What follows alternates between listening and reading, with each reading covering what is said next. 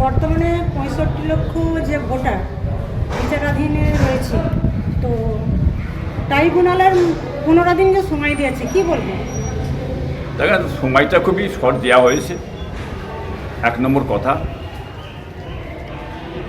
যে ভোটটা যে টাইমে যে এসআইআর যে নামটা যে বাদ চলে গেছে, এই কদিনের মধ্যে জমা দিতে হবে।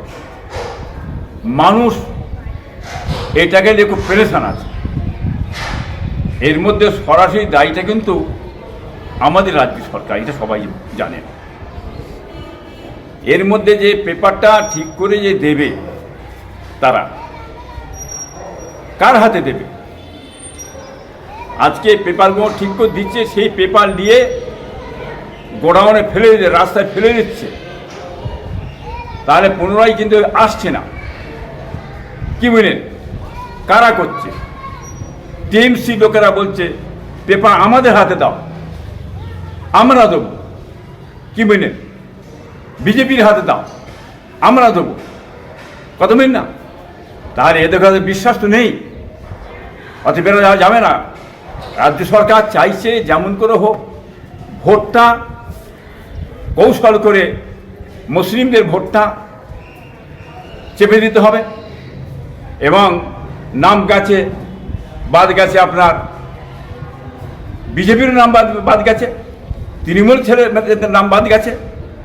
তাহলে এই বাদটা ফেলে দিয়ে চাইছে কৌশল করে ভোটটা চেপে দিয়ে বিজেপিকে নিয়ে আসার ছক চলছে। এইটা এই রাজ্য সরকার ছক, এটা বাংলার মানুষ বুঝে ফেলেছেন। বিশেষ করে কাগজ পেপারটা আপনারা দেবেন, তৃণমূলের কোনো নেতার হাতে দেবেন না, বিশ্বাস নেই এতে করে। তাহলে আপনি কাকে দিতে চাইছেন? এ পেপার আপনি দেবেন, সরাসরি দেবেন, কোর্টে দেন, প্রমাণ পুরো করে দেবেন। না হলে যে না দিতে পারেন, হ্যাঁ, আইএসএফ এর নেতাদের দেন, বামেদের নেতাদের হাতে দেবেন।